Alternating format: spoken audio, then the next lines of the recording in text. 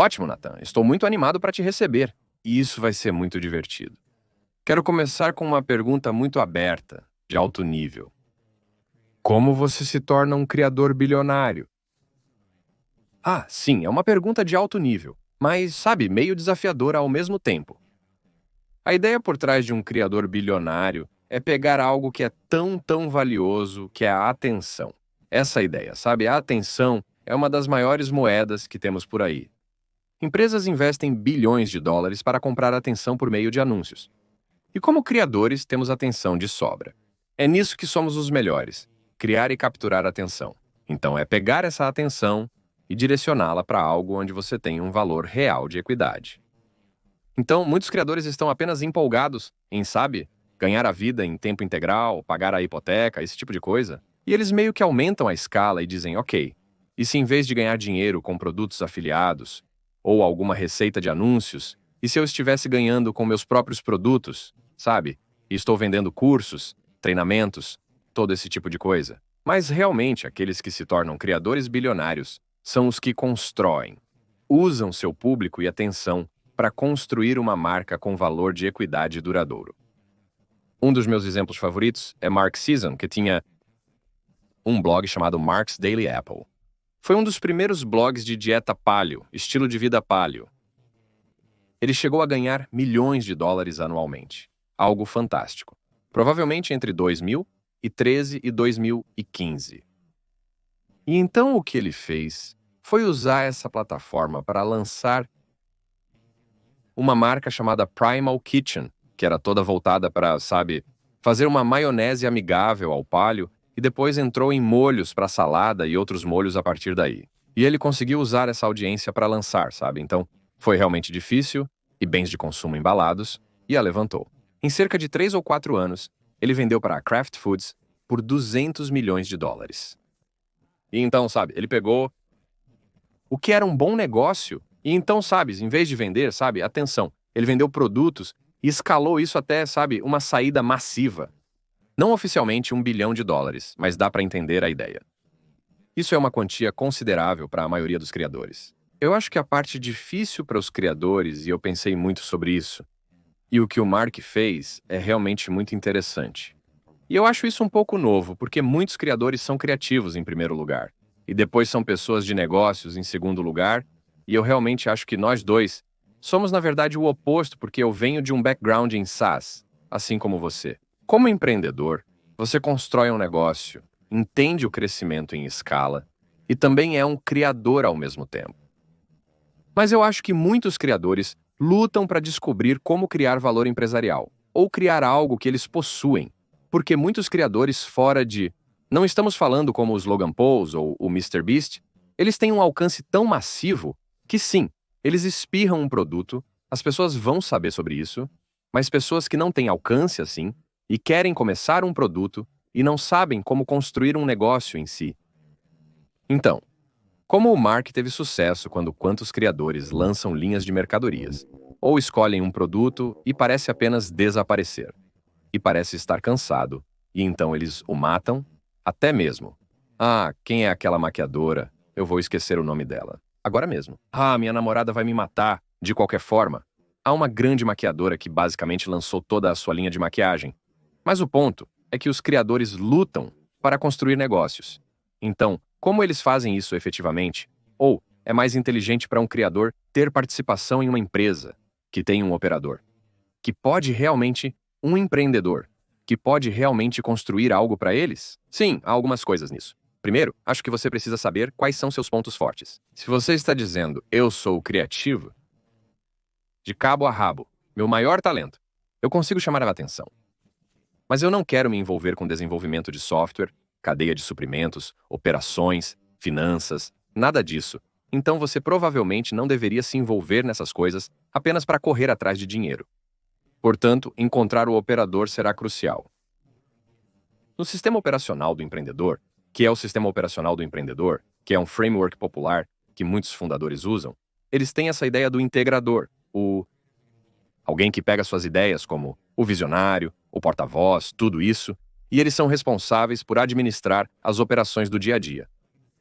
Então eu acho que No mínimo, né, os criadores vão precisar de um integrador realmente bom, um diretor de operações, algo assim. Penso que o criador não deve evitar esses assuntos. Assim como você aprende a editar vídeos para o YouTube, também pode aprender a ler um PL e outras coisas do tipo. Não é porque existe uma certificação sofisticada que alguém pode obter que significa que seja tão difícil. Eu incentivaria todos a se aprofundarem nos tópicos que farão de você um administrador muito melhor em um negócio de criador. Mas eu acho, vá em frente, se você quiser entrar. Não, não, não, não, não. Continue. Eu tinha outra pergunta de acompanhamento, mas termine o seu pensamento. Sim, neste âmbito de negócios, acho que você só deve perseguir produtos neste nível e escala se isso for algo que realmente te interessa muito. Já vi pessoas pegarem uma audiência e perguntarem: o que eu deveria encaixar nisso? Simplesmente não é uma boa combinação. Enquanto você vê o outro ângulo de pessoas testando coisas com sua audiência. Então nós mencionamos Primal Kitchen, certo? Eles tinham uma receita para maionese de óleo de abacate, certo? Eles tinham receitas populares de molho para salada. A outra empresa de companhia de produtos de consumo, chamada Wellness, eles tinham isso, foi derivado de um blog chamado Wellness Mama, que era muito, muito popular.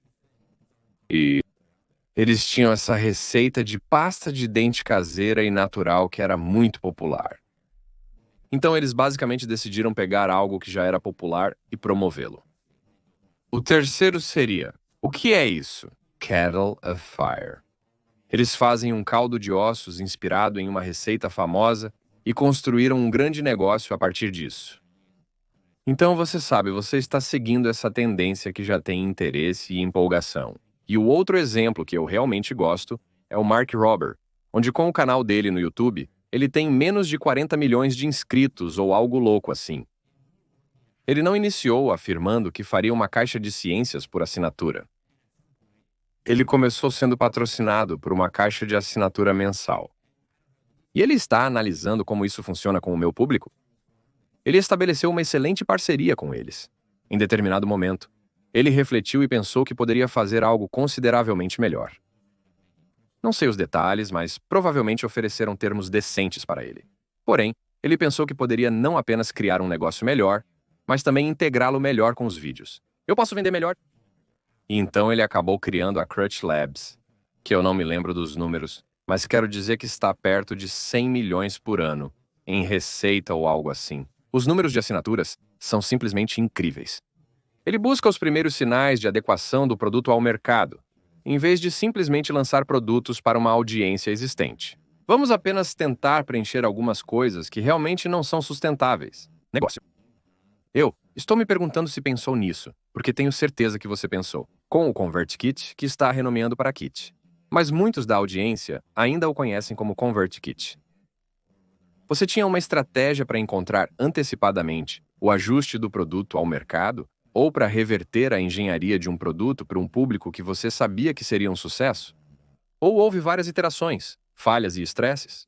E tenho certeza de que houve muitos estresses ao longo do caminho, mas quão perfeito foi esse produto quando você escolheu lançar um kit do zero? Me explique, através do exemplo específico que você sugeriu, por que a recomendação que você fez aos criadores é apenas uma ideia inteligente de empreendedor, no final das contas.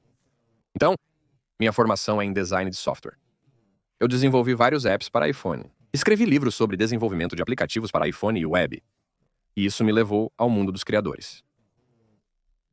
E eu não tinha, sabe, um público estabelecido e pensava, ok, o que é interessante? Deixe-me fazer software e descobrir isso. Porque isso é um desafio e tanto, como você sabe, de muito tempo gasto no mundo do software. E então eu era realmente um estudante disso, desse negócio e dessa indústria. Então, o que eu me propus a fazer é realmente, quando entrei na indústria de criação, é que eu queria construir uma ferramenta de e-mail melhor. Você sabe, eu estava usando na época, você sabe, isso era 2012, eu acho. Sim. Então, 12 anos atrás, eu estava olhando para as ferramentas de e-mail. As principais eram Hourber, MailChimp e Infusionsoft. Em resumo, profissionais de marketing de resposta direta costumavam usar o Aweber. Se você acabou de entrar nesta indústria, acabou de começar, provavelmente era o MailChimp. E se você fosse sofisticado, usava o Infusionsoft. Eu usava o MailChimp e percebi que não foi feito para pessoas como eu. Aprendi as melhores práticas e tive que me adaptar. Eu estava executando código personalizado e fazendo todas essas coisas para coisas bastante básicas, e então acho que muitos negócios nascem de um ponto de dor, e foi aí que surgiu o ConvertKit. Ok, isso pode ser aprimorado. Posso estabelecer as melhores práticas para um público específico, começando com marketing por e-mail para blogueiros e depois expandindo para criadores independentes. Mas de maneira alguma foi um sucesso da noite para o dia. E nós podemos conseguir entrar nisso se você quiser. Sim, não, eu acho que quero dizer. Essas são algumas das minhas histórias favoritas. Isso mostra toda a jornada com altos e baixos e nós chegaremos lá. Eu acho que vamos voltar para o seu infância, porque seu pai possuía, acho que uma livraria cristã. Isso está correto? E ele era empreendedor. Isso foi meio que seu primeiro contato com o empreendedorismo. Me guie, pelo menos exponha, me guie por algumas das experiências realmente precoces da infância. Pode ser isso, pode ser outras experiências que de certa forma te moldaram em um empreendedor. Assim, eu acho que tem alguns. A primeira era apenas estar muito ciente do dinheiro ou da falta de dinheiro. Sabe, meu pai administrando um negócio de ministério, era sustentado por doações e tudo mais. Então eu estava muito ciente da falta de dinheiro na minha família, como vi ser um ponto de estresse entre meus pais. Eles acabaram se divorciando, sendo o dinheiro um grande, grande fator nisso. Outra seria, sabe, minha criação. Eu fui educado em casa. E Derek Sivers fala sobre isso em seu livro Anything You Want, quando ele tem essa experiência indo para a escola de música de Brooklyn, onde alguém o senta e basicamente diz: não há limite de velocidade. Você pode ir no seu ritmo. Eles ensinam a ele toda a teoria musical. Em um dia, ele faz o teste, passa na classe e segue em frente. E essa foi a minha experiência quando criança, onde a primeira vez que me lembro foi por volta dos 11 ou 12 anos. E eu cresci nas montanhas fora de Boise. E eu me lembro apenas da neve mais incrível caindo e pensando: eu tenho toda a escola para fazer. Eu só queria estar lá fora brincando de trenó. E minha mãe me disse: sabe, isso é uma quantidade fixa de trabalho, não uma quantidade fixa de tempo. Só porque a escola normalmente vai até as 2 ou 3 da tarde todos os dias. Não significa que tem que ser assim. Sempre que isso estiver pronto, você pode ir brincar de trenó. E você nunca viu um garoto de 12 anos mais empolgado, como na sua vida. Terminei todas as minhas tarefas de matemática. Tudo pronto. 2 horas mais tarde, por volta das 10 da manhã, eu estava lá fora brincando de trenó. E isso ficou comigo de uma maneira muito forte. E é realmente assim que a vida funciona. E acabei levando isso adiante de uma maneira muito maior, onde eu sempre tentava acompanhar meus irmãos mais velhos. Então muitos dos meus amigos eram amigos deles. Eles tinham de 2 a 4 anos a mais que eu. Mas isso não parecia importar. Eles eram super inclusivos. Eles me deixavam acompanhar em tudo. Até que eu percebi: espera. Todos eles têm uns 16 anos e eu tenho 13. Eles irão para a faculdade em breve.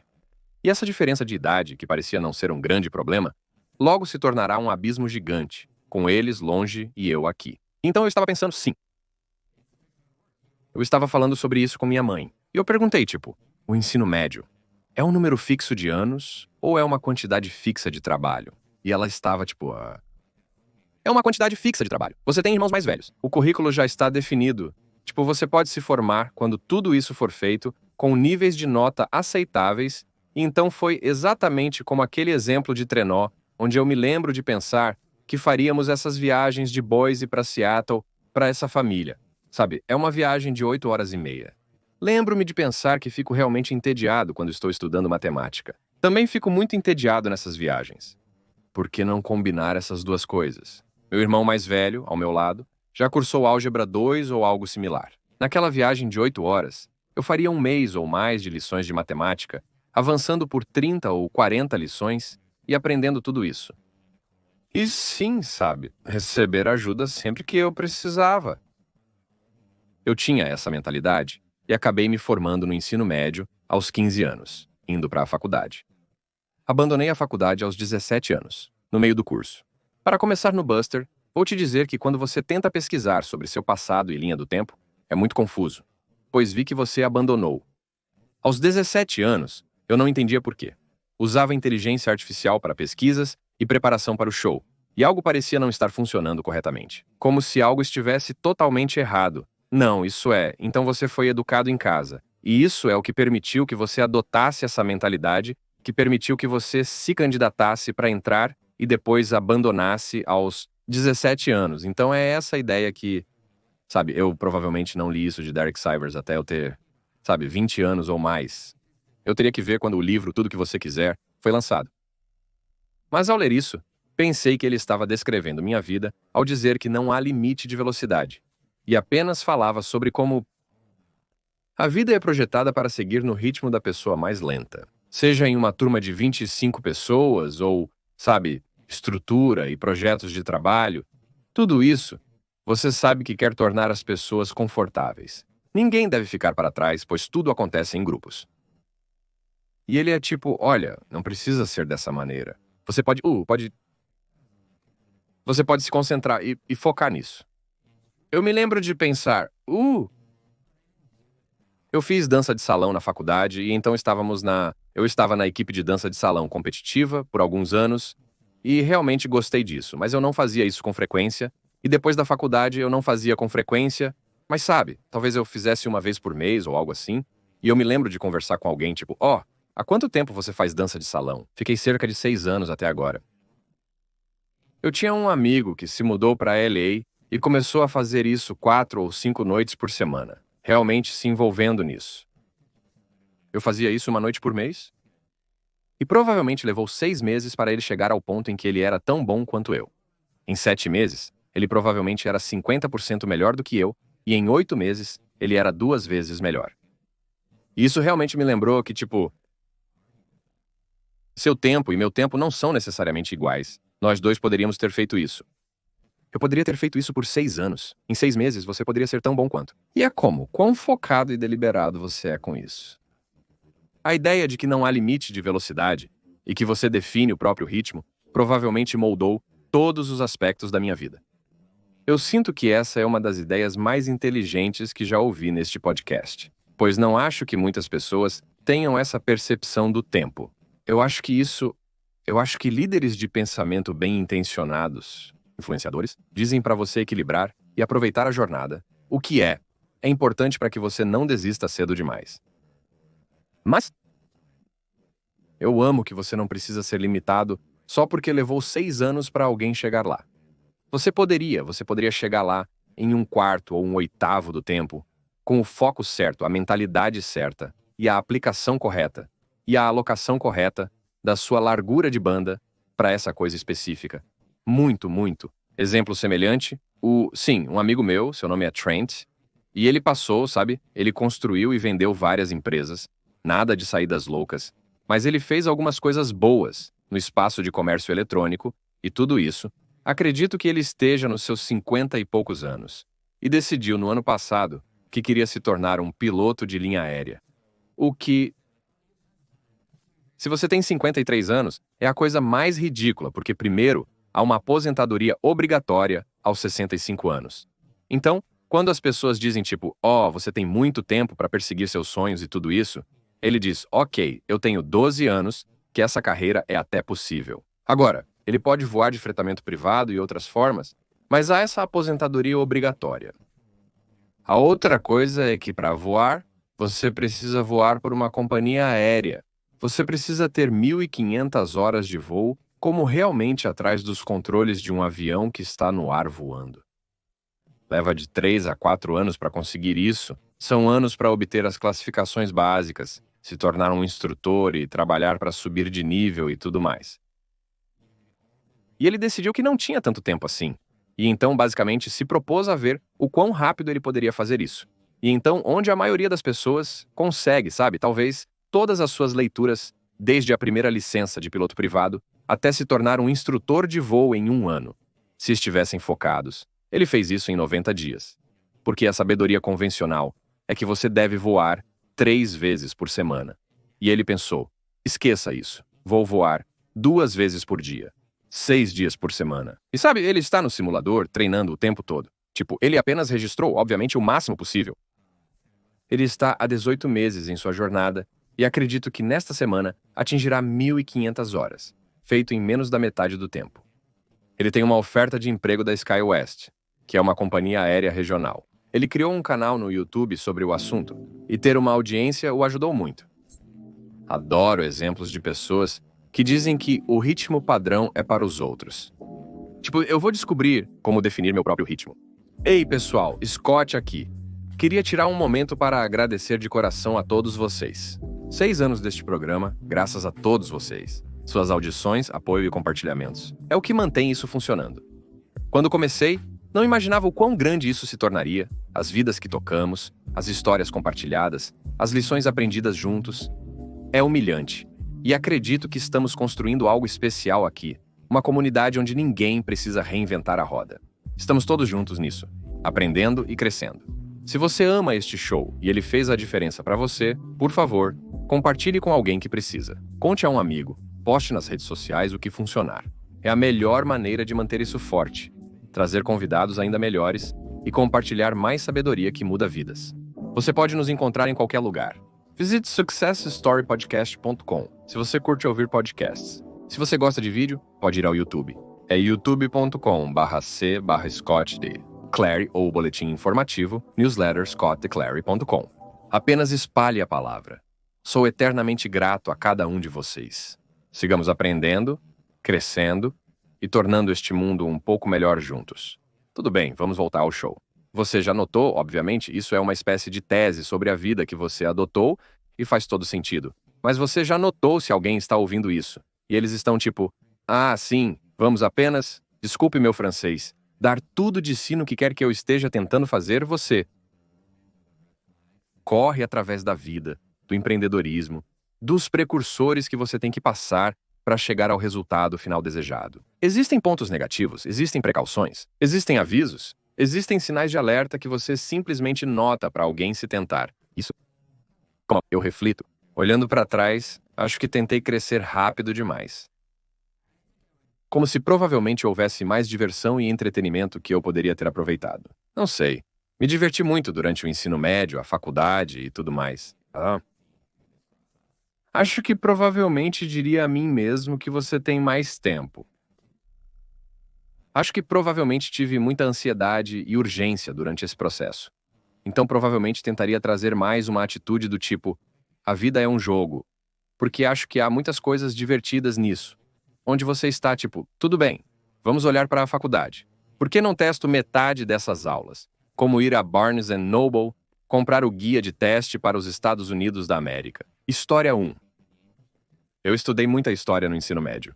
Deixe-me ler, estudar este livro, testar fora da classe que é meio divertido, e então fazer isso de uma perspectiva de como eu jogo e venço o jogo, em vez de uma perspectiva de que é meio estranho pensar de volta, sabe? Tipo, aos 17 ou 16 anos, eu pensava, estou ficando sem tempo, o que eu tinha muito tempo, então eu apenas pensaria sobre suas motivações para fazer isso. Fazê-lo de uma maneira desafiadora, divertida e lúdica, não de uma maneira movida por estresse e ansiedade. Exatamente as mesmas atividades, motivação diferente.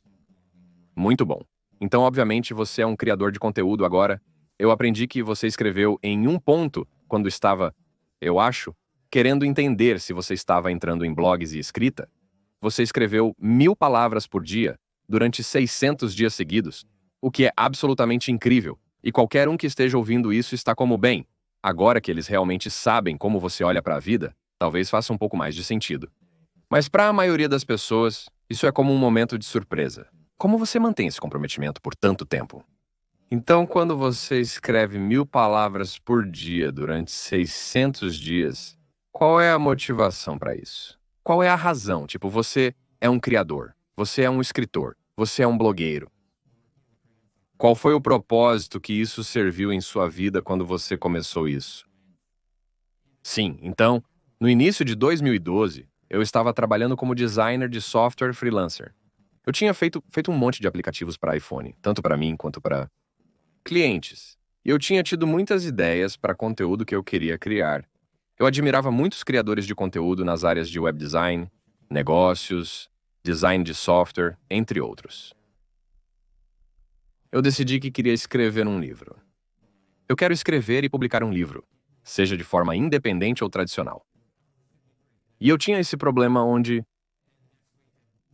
toda a minha produção estava atrelada à minha motivação. Então eu teria uma ideia, eu ficaria tipo, isso vai ser ótimo. Eu dedicaria todo o fim de semana a isso. E na semana seguinte, eu trabalharia em 3 dias diferentes para ter tempo para isso. E na próxima semana, eu trabalharia nisso por 3 horas. Na semana seguinte, eu dedicaria 30 minutos a isso. E eu apenas percebi que eu tinha todos esses projetos que eu havia começado em diferentes momentos que haviam morrido. E eu percebi que eu nunca iria alcançar o que eu queria se motivação e produção estivessem diretamente interligadas. Isso nunca iria funcionar. E então eu tive que descobrir como eu desconecto essas coisas para que eu tenha uma produção produtiva, independentemente de, você sabe, minha energia e motivação atuais. E por volta dessa época, eu estava seguindo Chris Guillebeau, que é um dos criadores que realmente me inspirou muito. E ele tinha essa frase onde ele disse, sabe, é realmente fácil publicar um livro por ano e um livro autopublicado, escrever 100 posts de blog, 50 posts de convidados, sabe? E talvez algumas peças de revista de longa forma. É possível fazer isso em um ano. E eu estou eu nem consigo escrever um blog de forma consistente. O que você descreve é complexo e desafiador. Mas ele insistiu, dizendo que se eu escrevesse apenas 1000 palavras por dia, eu pensei, isso é muito? Sabe, 4 dígitos de qualquer coisa parece demais. Mas então ele continuou. Ele dividiu e disse, olha, isso é como 2,5 páginas de conteúdo. Na verdade, não é tanto assim se você está em uma sequência. São 45 minutos se você está se esforçando e é difícil. São 2 horas, talvez.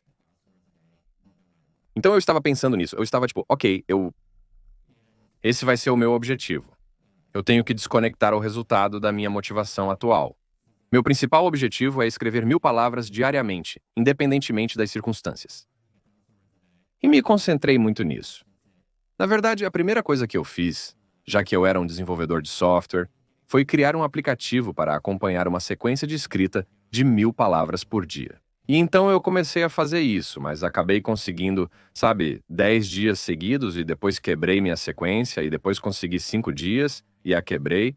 E na terceira vez eu estava tudo bem, vou fazer isso não importa o que aconteça. Então eu agendei o tempo no meu calendário. Eu coloquei vários lembretes para que aparecesse e perguntasse, ei, você escreveu 1000 palavras hoje? E eu apenas percebi que a pedra de amolar conseguiu fazer isso todos os dias. E havia dias em que eu contava a edição. No final do livro que eu estava escrevendo, pensei que não precisava mais escrever palavras novas. Mas eu preciso editar e reescrever. E então, isso contaria para as minhas 1000 palavras.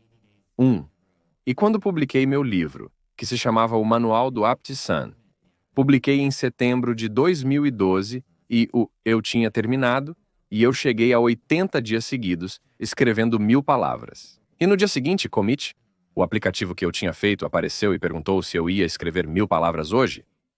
E eu fiquei não, eu fiz isso, verifique, o livro tinha sido um grande sucesso além dos meus sonhos. Mas eu não quis quebrar a sequência. Então pensei em escrever um post no blog sobre o lançamento do livro e as lições aprendidas. Escrevi, publiquei e, no dia seguinte, o aplicativo apareceu, perguntando se eu escreveria 1000 palavras naquele dia. E eu respondi que não. Sabe de uma coisa? Que diabos?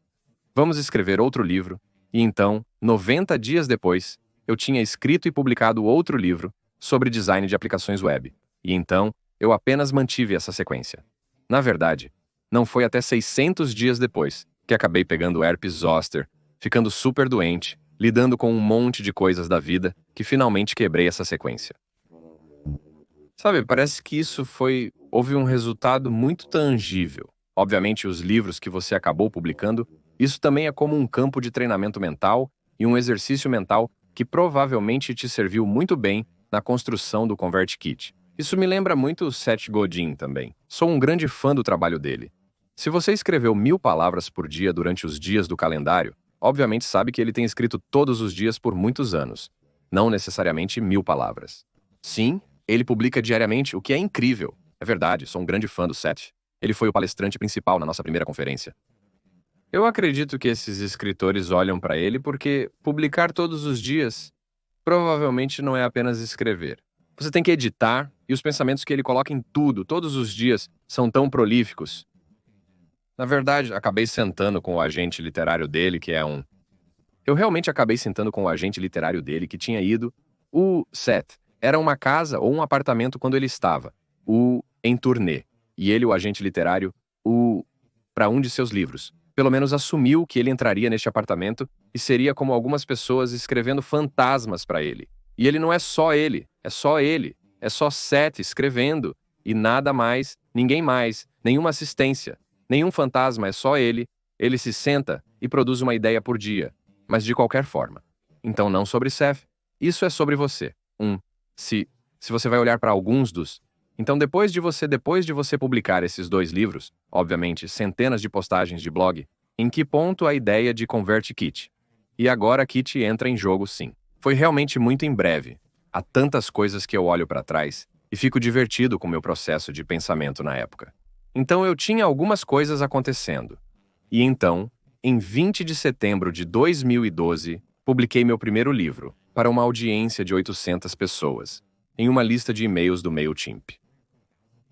Como em 15 de dezembro de 2012, publiquei meu segundo livro. Isso é para uma lista de mais de 3 ou 4 mil pessoas, mais que o dobro do tamanho original. Esse livro vende o equivalente a $50 mil no primeiro mês. E então, no 1º de janeiro, começo a trabalhar no ConvertKit. Então, em um período de 90 dias, publiquei 2 livros e iniciei uma empresa de software. Apenas rindo porque você nunca para. Você nunca para, sim, eu devo ter. Deve ter sido intolerável conviver comigo naquele período. Eu não sei. Mas eu. Então, naquela época, eu estava ensinando muito sobre design de software. Eu tive essa ideia, eu podia me ver passando completamente de ser um praticante para ensinar. E eu tive essa ideia que, sabe de uma coisa, se eu parar de projetar eu mesmo, então vou ser uma dessas pessoas que só ensinam, perdem o contato e a credibilidade na indústria. E então eu deveria ter outro projeto, que é design de software, para que eu possa continuar aprendendo, manter minhas habilidades afiadas e ter mais para ensinar. E então, quando eu comecei a ConvertKit, eu fiz isso com algo que eu chamei de desafio do aplicativo web, onde eu disse: vou construir uma empresa de software do 0 a $5 mil em receita recorrente mensal dentro de 6 meses, com apenas $5 mil do meu próprio dinheiro contribuído para isso. Tudo o resto tem que ser financiado pelo cliente. Vou vlogar ao vivo todo o processo. E isso me deu muito mais conteúdo. Na verdade, publiquei outro livro no meio disso, o que é meio louco. Mas é isso, quando você tem essa enxurrada de conteúdo, eu estava aprendendo tão rápido. Eu estava apenas ensinando absolutamente tudo que eu sabia. A propósito, apenas um desvio total. Escrever tanto assim ajudou na sua clareza? Escrever me ajuda a ter mais clareza de pensamento em tudo que faço. Quando não escrevo, me sinto um pouco mais lento e confuso. Não sei se você sentiu isso também, mas estou curioso. Bem, a primeira coisa que as pessoas costumam mencionar, pessoas que não são escritoras, quando falamos sobre a quantidade que eu escrevi durante aquele período de tempo, elas perguntam: você não fica sem coisas para dizer? E enquanto você estiver consumindo conteúdo e fazendo pesquisas e tudo mais, eu descubro que quanto mais eu escrevo, mais eu aprendo e mais eu tenho a dizer. E então, sim, eu era tão prolífico fazendo coisas ativamente naquela época também, que eu poderia até escrever sobre o que eu estava fazendo, sabe? E essa era a coisa com a construção de uma empresa de software. Havia toda semana coisas para escrever sobre como você nomeia a empresa, como você contrata desenvolvedores, como você escreve o texto para a página inicial.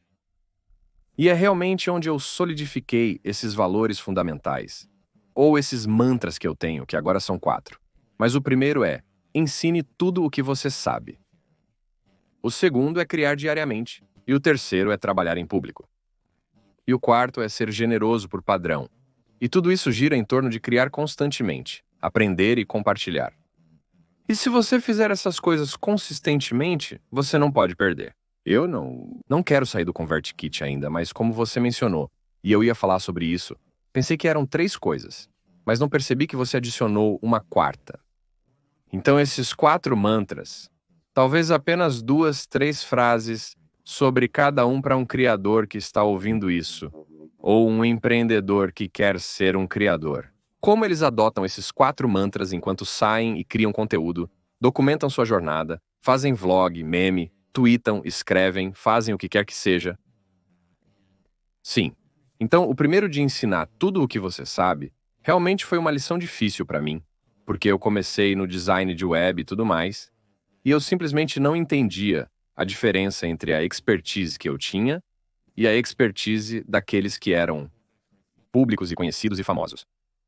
E não foi até eu perceber que as pessoas ensinam não por serem especialistas. Na verdade, é o inverso. Nós os vemos como especialistas por ensinarem. E então eu estava pensando, tipo, eu não posso escrever postagens de blog sobre isso.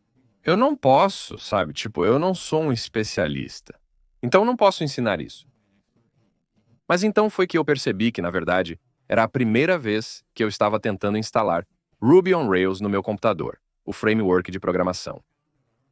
Li um artigo de um especialista que não fez nenhum sentido. Parecia que fazia sentido para eles, e eles pulavam algumas coisas-chave. Então, eu encontrei um artigo escrito por um iniciante absoluto que havia lido o primeiro artigo, sofrido com ele, aprendido todos os pontos que faltavam que um iniciante de fato encontrou, e eles escreveram o deles. E eu pensei, eis alguém 2 passos à minha frente. E eles escreveram algo muito mais útil para mim. E então eu sempre tive essa mentalidade de, ok, eu não vou ensinar de uma torre de marfim lá no topo. E é assim que as coisas funcionam. E eu digo, eis o que aprendi agora. Espero que seja útil, como uma migalha de pão para você enquanto segue os meus passos. E isso mudou o jogo. Isso imediatamente me deu milhares de coisas para escrever. Porque é como, do ponto de vista de um não especialista, eu sei muito. O segundo de criar todos os dias retomou a lição de escrever diariamente e concluir o livro. De tipo, você não pode ter esses falsos começos. Você não pode vincular esforço à motivação. E é apenas como apareça. Eu não sei de qual autor famoso é essa citação, mas é algo como, você sabe, eu só escrevo quando estou inspirado, mas convenientemente eu me inspiro todas as manhãs às 9 horas. E é como se eu dissesse, eu sou um profissional. Eu faço isso. Você mencionou Seth Godin e seu ensaio, Um Manifesto para Pequenas Equipes, fazendo trabalhos importantes. E é uma dessas coisas. É como se tivesse 100 palavras, 200 palavras. É muito curto. E é tão bom, mas é basicamente como a essência é. Você é um profissional, haja como tal. E sim, isso foi enorme para mim. O terceiro no trabalho em público é realmente apenas separar essa ideia de você. Sabe o que eu estou fazendo e o que eu estou ensinando. E apenas dizendo, tipo, olha, eu posso apenas falar sobre o que estou fazendo. Não preciso estar ensinando. Posso apenas apresentar um problema que estou enfrentando, sem necessariamente ter a resposta. Ou aqui está um marco que atingimos. Aqui está o que estamos comemorando. Aqui está o que nos desafia. Isso por si só é um conteúdo interessante e envolvente. Lembro-me de um tempo trabalhando na ConvertKit, onde eu estava lutando com um texto para a página de vendas. Eu abordei esse assunto em um dos meus posts no blog. Estou lutando com como escrever isso. E então, Amy Roy, incrível redatora e líder de negócios no mundo do software Bootstrap, quem eu conheci e conversamos, acho que nos encontramos uma vez, em uma conferência, mas ela simplesmente me mandou uma mensagem e disse, ei, eu vou te ajudar. E nós fizemos uma chamada no Skype e reescrevemos todo o texto. Ao invés de apresentar a versão final, publiquei um post completo no blog explicando o processo. Sobre tudo o que aprendi, como as transcrições de algumas de nossas conversas, que foi uma das coisas mais populares que escrevi.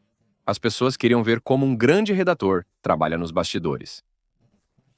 Por fim, trabalhar em público significa ser generoso por padrão.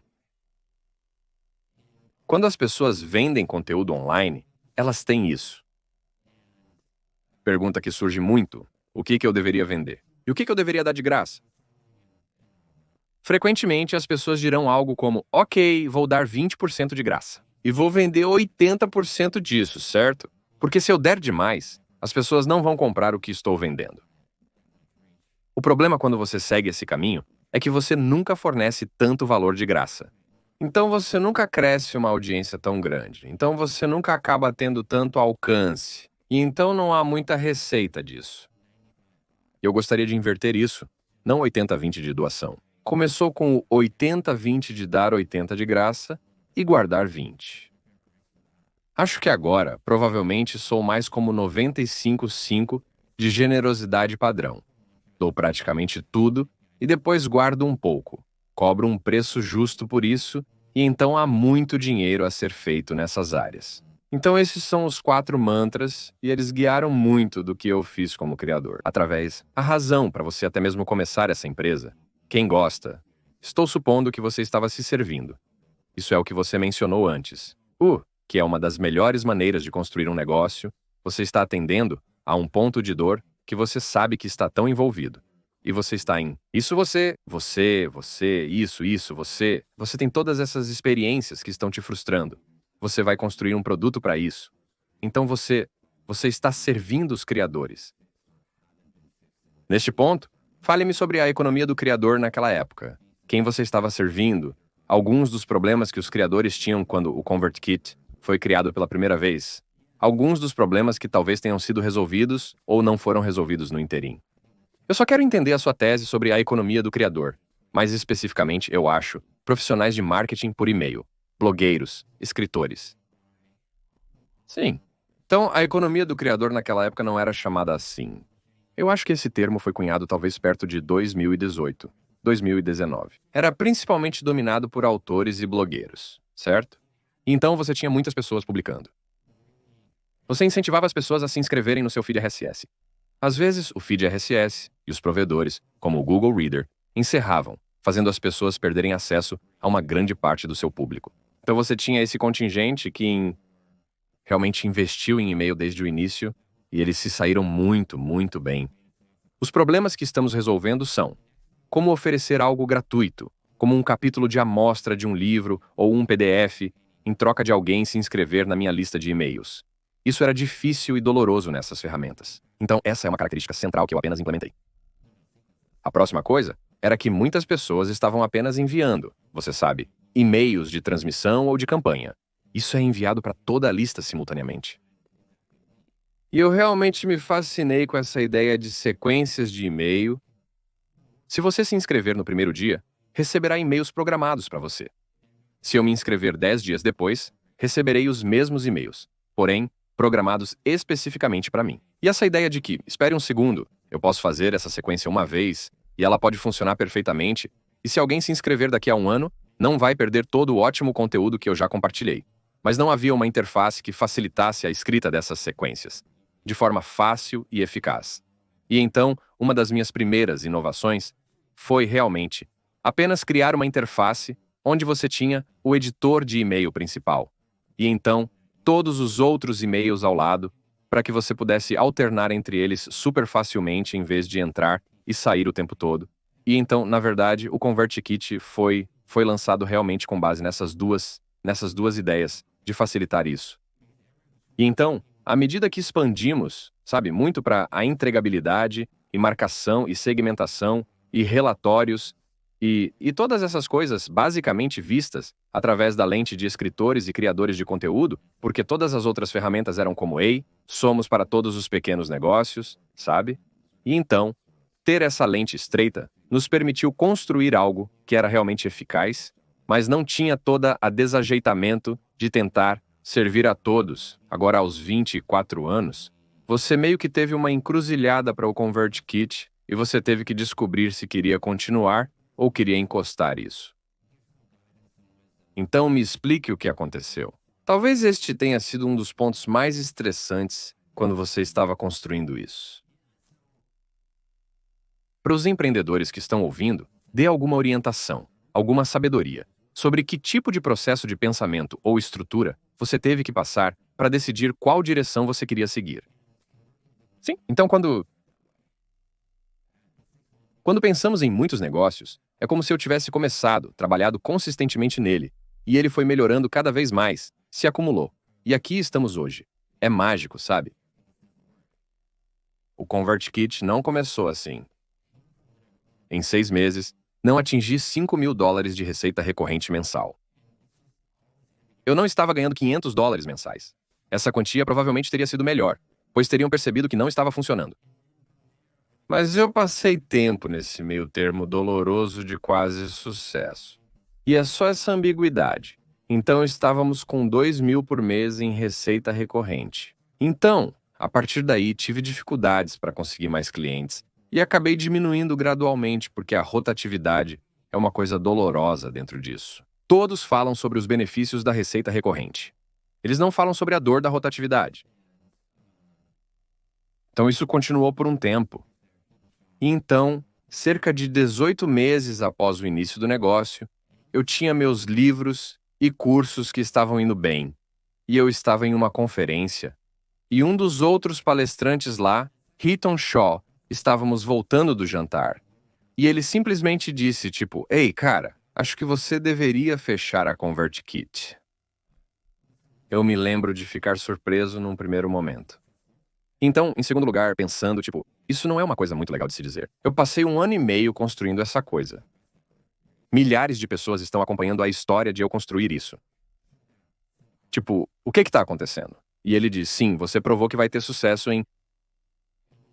Você sabe, qualquer número de empreendimentos. Você se esforçou ao máximo para o ConvertKit. Você está 18 meses nisso. Tipo, não funcionou. Desligue isso, é hora de encerrar. Ele me deixou refletir sobre isso por um momento. E então, enquanto eu estava processando, ele disse, ou você pode dar o tempo, dinheiro e atenção que merece e transformá-lo em um negócio de verdade. E ele avaliou corretamente que eu estava meio a meio. Eu gastava cerca de 10 a 20 horas por semana construindo o ConvertKit, e o restante do tempo focava nos aspectos que estavam dando certo, como expandir minha audiência e vender produtos digitais. E então eu gosto de brincar que fiz o que todos fazem quando ouvem um conselho realmente bom. E isso é nada por cerca de 6 meses, e então eu fiquei nisso, então nossa receita continuou diminuindo, até que provavelmente era de 1.200 por mês. E então, mal cobria despesas básicas de servidor e e-mail, neste ponto. E mesmo que você estivesse construindo sua marca e tudo mais, isso não estava atraindo clientes. Isso não estava convertendo clientes à taxa que você estava perdendo. Me desculpe, sim, é um grande negócio. Então, é uma grande decisão migrar seu negócio para qualquer software, e você não quer fazê-lo para um que não esteja crescendo e prosperando. E, você sabe, então especialmente se está super no início, então você pensa, isso nem tem metade das funções básicas de que eu preciso, certo? Quando reclamamos sobre uma função ausente em um software, devemos lembrar que alguém precisou construí-la, e os concorrentes têm uma vantagem de 10 anos na criação das funções comuns. Então sim, continuou a diminuir, e acabei criando um framework realmente simples de 2 perguntas para decidir quando encerrar algo e quando insistir, porque todos nós ouvimos essas histórias de que era realmente muito difícil. E então, eu persisti. E agora, sabe, a Red Bull se tornou pública, ou, sabe, quem sabe o quê, certo? Porque a Red Bull ainda é de propriedade privada, mas você entendeu a ideia. Então eu não queria ser a pessoa que desistiu cedo demais, e também não queria ser a pessoa que desperdiçou anos de sua vida construindo algo que nunca iria funcionar, ou pelo menos lutando contra o ridículo. Ventos contrários constantemente. Na verdade, é um ponto válido que você só ouve as histórias de sucesso. Então há um pouco de viés sim. 100% sim, e eu acho que é um lugar realmente difícil de estar. Especialmente quando você não tem um sinal claro, certo? Se ninguém compra, então a resposta é bem clara. Apenas encerre e siga em frente. Mas se você está pensando que isso poderia funcionar, e então as 2 perguntas foram: primeiro, eu ainda quero isso tanto hoje quanto no dia em que comecei. Porque senão, você pode seguir em frente. Talvez seja aquela empolgação de querer escrever um livro, cheio de motivação e animação. E então, 2 semanas depois você está tipo, eu não quero mais isso. E se for esse o caso, tipo, desligue isso, siga em frente e faça isso sem culpa. Você provavelmente aprendeu coisas ótimas no processo. Mas se você ainda quiser, Para mim, eu diria que absolutamente quero ser o diretor executivo de uma empresa de software. Construir isso é meu próximo desafio. Eu estava tipo, tudo bem, vamos passar para a pergunta número 2. E a segunda pergunta é, apenas, você deu a esta todas as possíveis chances de sucesso? Se você realmente quer algo e deu o seu melhor esforço por anos, mas não está funcionando, provavelmente existem alguns ventos contrários sérios.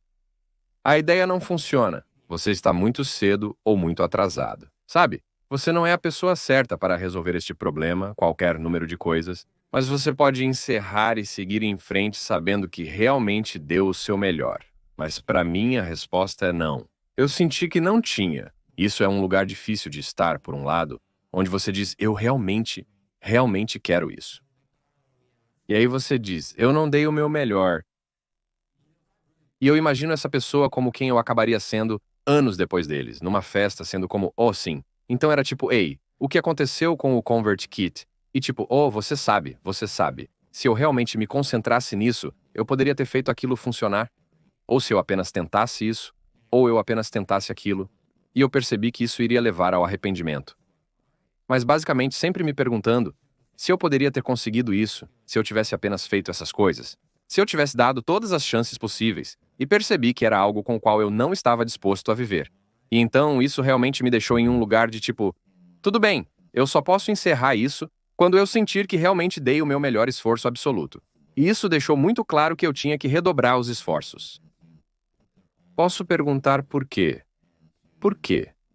A diferença de mentalidade de alguém que queria comprimir o tempo o máximo possível para chegar à próxima fase da vida e para se dedicar totalmente à escola e à escrita de blogs e à escrita de livros e a todas essas outras coisas que pareciam ser essas coisas adjacentes. Por quê? Porque você mudou seu e não teve esse entusiasmo em sua principal coisa, ConvertKit, desde o primeiro dia. Sim, então eu acho que definitivamente fiz isso nos primeiros 6 meses. E então se tornou difícil continuar trabalhando nisso, pois não tinha tração. Sabe, se eu pensar em todas as coisas que eu tinha, eles tinham loops de feedback positivos de curto prazo, onde eles, sabe, essa é a coisa sobre a criação de conteúdo, você pode, se estiver ganhando tração, obter esses loops de feedback de comentários e curtidas e engajamento em suas ideias. A parte difícil é quando você está apenas começando e ainda não tem isso. Então, é necessário passar por um período sem nenhum feedback positivo, pois você está escrevendo apenas para alguns amigos ou familiares. Então, eu estava dividido. Basicamente cerca de 6 meses, provavelmente um ano, para trabalhar no ConvertKit. Eu estava fazendo duas coisas simultaneamente, uma funcionando bem e a outra não. E então construir a audiência e vender livros e cursos continuou a funcionar bem. Cheguei a ganhar $250 mil anuais com aquele empreendimento. E então, sabe, do lado do software, era apenas uma luta. Não foi até mais tarde que assisti a uma palestra de uma mulher chamada Gail Goodman. Ela era a diretora executiva da Constant Contact. E a palestra se chama A Longa e Lenta Rampa da Morte do SaaS. E é sobre a luta deles para construir a Constant Contact, uma empresa de e-mail, desde 1998 ou 2000, em algum momento certo ali, como pelos próximos, acho que ela provavelmente estava há 15 anos na época em que deu essa palestra. E ela basicamente fala sobre como é tão lento o progresso. E eu não entendia isso. Eu não entendia a natureza composta do software. Eu estava procurando e seguindo minha energia conforme o feedback que recebia, que era na criação de conteúdo. Então, quando você conversou e pensou sobre encerrar isso, o que sentiu? Você fez um teste de duas vertentes para decidir se deveria fazer isso ou não. Certo? Você decide voltar a isso. Esse é obviamente um momento crucial. Qual foi a estratégia, o modelo mental que você teve que aplicar para que 6 meses depois a mesma coisa não acontecesse? Sim, então, há algumas coisas diferentes. Primeiro, percebi que minhas restrições artificiais eram tolas. Eu estava complicando ainda mais algo já difícil, entende? E então eu dizia que precisava financiar isso apenas com o dinheiro dos clientes. Então eu parei. Peguei a maior parte das nossas economias e coloquei US$ 50.000 no negócio. Percebi também que não poderia construir isso com empreiteiros. Eu precisava de alguém da engenharia de produto dedicado integralmente a isso. Meu amigo Danny Iny fala sobre contratar empreiteiros versus funcionários em tempo integral. E ele diz: se você pagar por metade do tempo de alguém, você recebe um quarto da atenção deles. E o ponto que ele está fazendo é: se você está lidando com um monte de freelancers, eles são apenas como: sim, deixe-me terminar essa casa para você. Deixe-me cuidar disso. Eles estão fazendo um bom trabalho, mas não estão pensando nisso todo fim de semana, sabe? Então, o que acabei fazendo foi contratar meu amigo David, que é um ótimo engenheiro e designer. E ele se dedicou totalmente e era como: tudo bem, isso é tudo o que estou pensando. E havia coisas como: eu enviaria a ele um design e ele iria implementá-lo. E ele gostava, eu achava que era um ótimo design. A implementação dele era melhor do que o meu design. Como as pequenas animações, o polimento, os detalhes, a taxa de desenvolvimento acelerou muito com base nisso. Sabe, estava começando a ganhar um verdadeiro impulso. A próxima coisa é que eu me concentrei em um nicho específico. Então, antes mesmo de dar esse conselho na criação de conteúdo, tipo: ei, você tem que atender a um nicho, sabe? Você não pode construir, você não pode fazer um curso ou escrever um livro para todos. Você tem que escolher algo realmente restrito e construir a partir daí. Mas então, eu apenas acho que esse é o conselho mais fácil de dar e o mais difícil de aceitar. E porque eu estava tipo: bem, quero dizer, o software poderia funcionar para todos. Então, tipo, é mais, sabe, se você está administrando uma agência de marketing versus ser um blogueiro, tudo isso, sabe, você tem as mesmas necessidades, funciona para todos eles. Isso pode ser verdade, mas na mensagem é preciso ser sucinto. E então eu restringo para o marketing de e-mail para autores. Então, brinquei com as palavras, porque percebi que as pessoas que eu tentava alcançar se identificavam mais como blogueiros profissionais. E então foi onde acabamos. E então a última coisa é que me concentrei em vendas diretas. Eu tive todo o sucesso, sabe, vendendo e-books e cursos para o mercado de massa, para milhares de pessoas, em uma lista de e-mail. Então pensei em vender software da mesma forma. E acontece que, sabe, um e-book de $40 é uma compra por impulso. Uma plataforma de software de $50 por mês não é uma compra por impulso, então tive que vendê-la de forma diferente. E então fizemos muito a partir disso. Mas essas são as coisas que realmente começaram a decolar. Termos e condições se aplicam. Eu queria salvar alguns minutos finais para falar sobre a economia dos criadores. Mas antes disso, eu tirei algumas, eu acho, percepções, pensamentos de diferentes pessoas que comentam sobre a economia dos criadores. Eu só quero obter seu feedback sobre eles porque, obviamente, você vive e respira isso. Mas antes disso, eu só quero te dar a palavra. Então, fale para mim, para as pessoas que estão ouvindo que não conhecem o Kit, ou o conhecem, mas não sabem a direção que você está tomando. A quem você está servindo? O que você está construindo para os criadores? Como dar o discurso do elevador para que as pessoas possam entender como usar o Kit para o seu negócio, sua marca, seja lá o que estiverem tentando construir? Sim. Então, o Kit evoluiu muito nos últimos 11 anos em que estive construindo. E realmente o que estamos construindo agora é o sistema operacional para criadores que levam a sério o negócio. Ou seja, aqueles que podem ser iniciantes, ou podem ser os maiores criadores por aí, mas estão abordando isso com um nível de intenção e, sabe, mentalidade de negócios, tipo: ei, vamos construir algo realmente substancial aqui. O foco principal é em e-mail, mas estamos trazendo criadores que podem ter uma grande audiência no Instagram, YouTube e outras redes sociais. Mas eles estão usando o e-mail como o núcleo de como se conectam com sua audiência. E então a próxima coisa é realmente atuar no lado do relatório disso. Coletamos dados de todas as plataformas possíveis. Então, se você fosse vender, sabe, cursos no Teachable, ou uma associação no Mighty Networks, ou qualquer outra coisa, tudo isso se agrega ao kit para que você possa ver em um só lugar. Então, quem está comprando o que e por quê? Então, a última coisa é que, apenas este ano, lançamos uma loja de aplicativos onde... Agora, uma ideia é que você sabe, qualquer desenvolvedor pode construir em cima do kit e expandi-lo. Ainda é cedo, mas para pessoas no espaço de software, ao olhar para Shopify e WordPress, é possível ver o poder incrível de uma loja de aplicativos. Por que ninguém no espaço de criação de e-mail está fazendo isso? Temos nossos 6 ou 7 primeiros aplicativos já disponíveis, e é incrível ver o que os desenvolvedores estão adicionando a isso.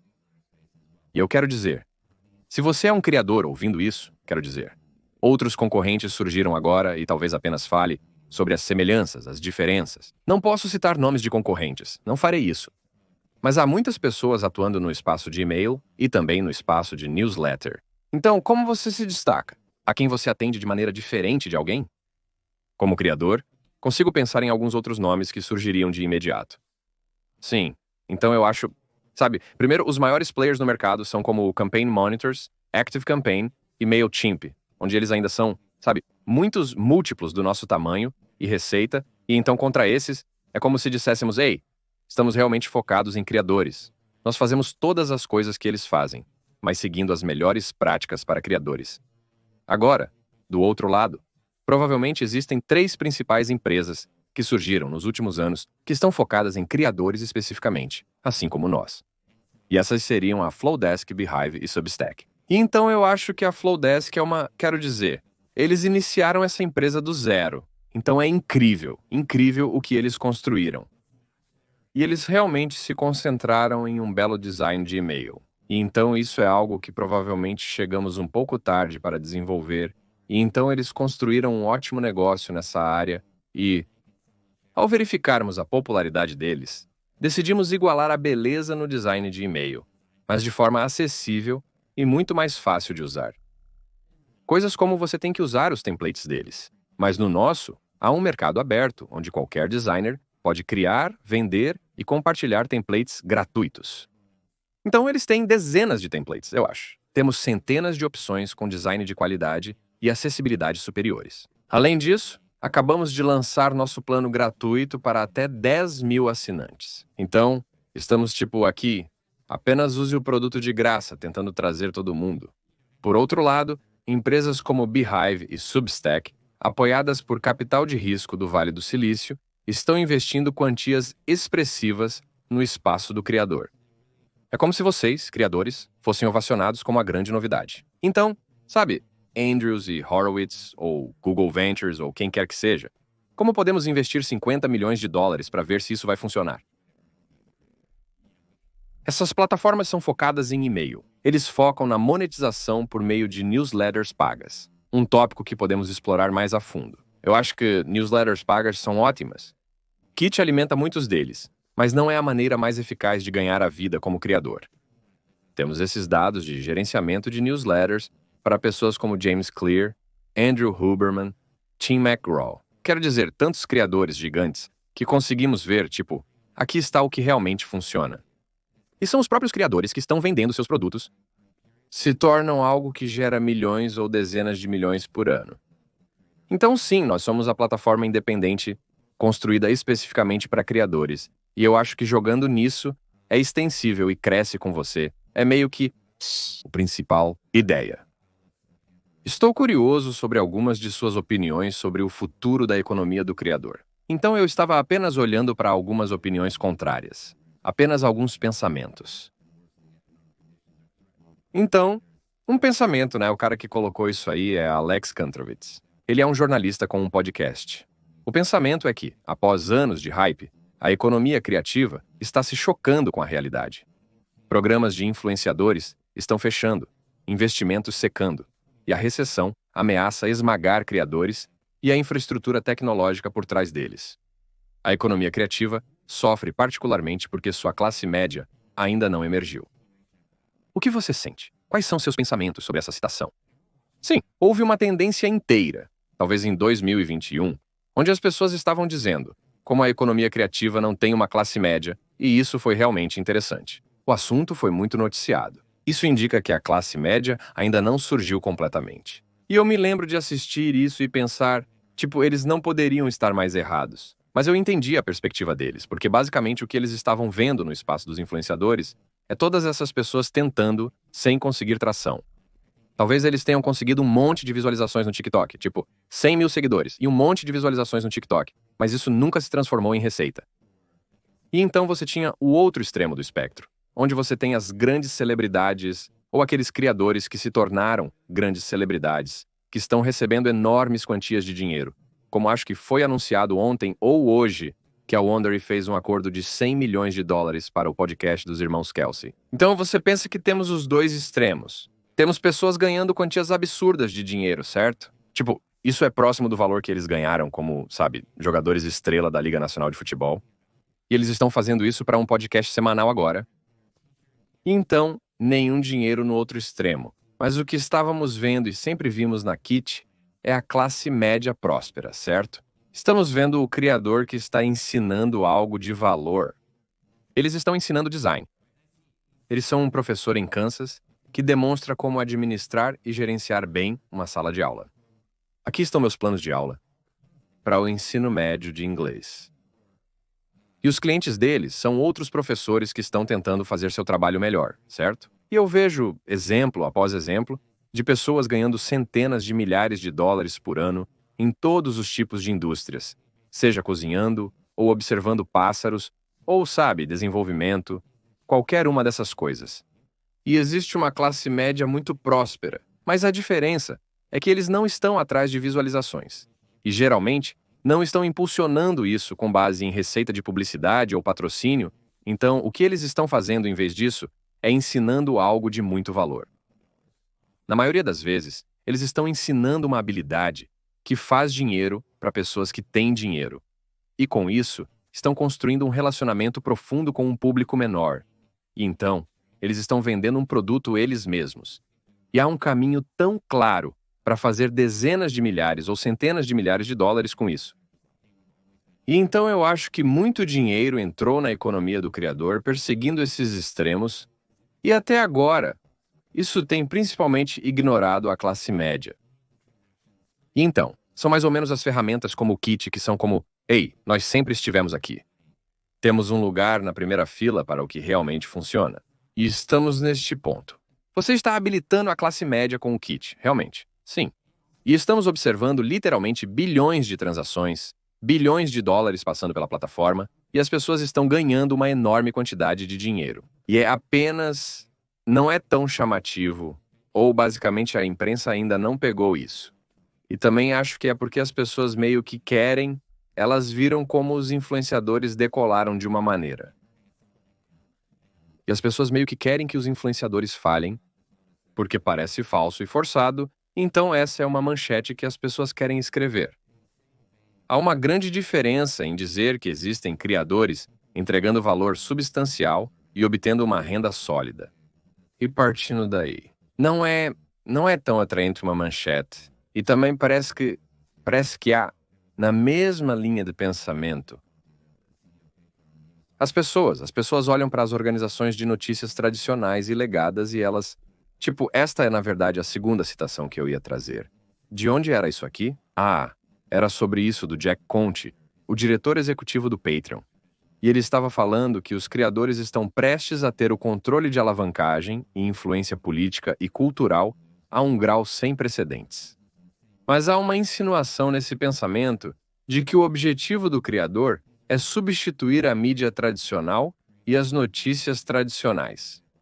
Com esse pensamento, se vou substituir as notícias tradicionais, então, como eu estruturo um negócio da mesma forma que uma organização de notícias faria com patrocinadores e anunciantes?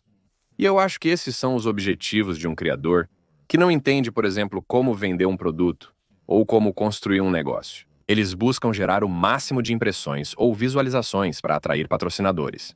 E essa é a maneira como a mídia sempre meio que funcionou. Quer dizer, as notícias não tradicionalmente vendem um produto de informação, ou um curso, ou algum tipo de instrução para resolver um problema, mas eu acho que a maneira como você aborda a economia do criador, ou a maneira como você habilita e capacita os criadores, é uma maneira muito mais saudável, e é um caminho muito mais rápido para a receita.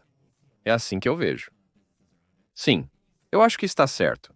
E você tem exemplos de organizações de notícias que vendem produtos como a Bloomberg News. Por exemplo, tem o Bloomberg Terminal, que é um produto que todo trader na Wall Street usa. E você vê muitos negócios ao redor disso. E você vê como o New York Times, eles tiveram muito sucesso com seu produto de assinatura. Muitas publicações falharam com produtos de assinatura, mas há uma grande variedade deles. Mas assim, eu acho que os criadores têm essa oportunidade. A influência deles só vai continuar crescendo. Você pensa no conteúdo que está consumindo. Até mesmo pessoas do mundo dos criadores que se destacam no espaço tradicional. Pegue tipo um Matt Rife no espaço da comédia, certo? Ele cresceu muito neste mundo nativamente digital. E sim, ele está fazendo seus especiais na Netflix agora, e ele rompeu o ângulo principal, mas ele ainda tem essa conexão direta com seu público. Se em algum momento ele não conseguisse o terceiro especial na Netflix, por exemplo, ele diria, legal, sem problemas. Porque tenho milhões de pessoas na minha lista de e-mails e seguidores nas redes sociais que posso alcançar de outras formas. Se as pessoas quiserem se conectar com você, para onde elas deveriam ir? Para onde você quer direcionar os ouvintes interessados em se envolver mais com o Kit ou consumir mais do seu conteúdo? Sim, acho que a primeira coisa é que eu participo de um podcast chamado O Criador do Bilhão de Dólares. Logo, será chamado apenas de O Show de Nathan Barry. Vamos manter as coisas simples. Então, pesquise isso no YouTube e depois visite nathanbarry.com para se inscrever no meu boletim informativo. E então, kit.com para ver tudo o que estamos fazendo para alimentar o Economia Criativa. Adoro isso. Tudo bem. Uma última dica de sabedoria para empreendedores e criadores, que neste ponto são essencialmente o mesmo. Mas se você fosse voltar e contar ao seu jovem, então eu ia dizer ao seu eu de 20 anos, talvez contar ao seu eu de 15 anos, uma peça de sabedoria, ou insight, ou lição aprendida. O que seria isso? Oh, cara. You? Há tantas coisas que eu fiz que eu absolutamente faria de novo.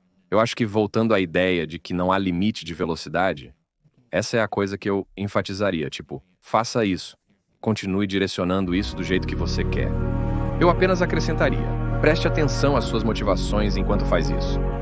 Faça isso a partir de um lugar de abundância, diversão e alegria, em vez de ocasionalmente se desviar. A armadilha de fazer isso com mentalidade de escassez